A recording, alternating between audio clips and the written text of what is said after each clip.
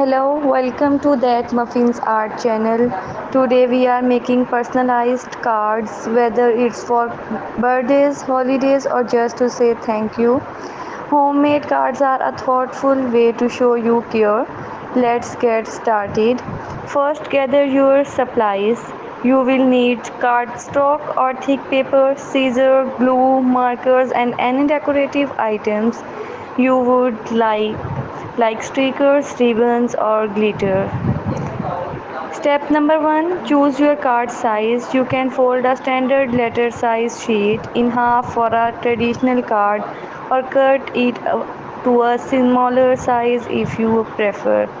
Step number two, plan your design before gliding or drawing, sketching out your layout. Will there be a picture, a message in the center? This helps keep everything neat and balanced. Step number 3, add your decorations. Step number 4, final touches. If you are feeling creative, add some 3D elements like a bow or pop-up design inside. A sprinkle of glitter or a metallic pen will also give it that extra spark. And that's it, your card is ready to bring a smile to someone's face. Thanks for watching and happy crafting. If you like this video, don't forget to like, share and subscribe.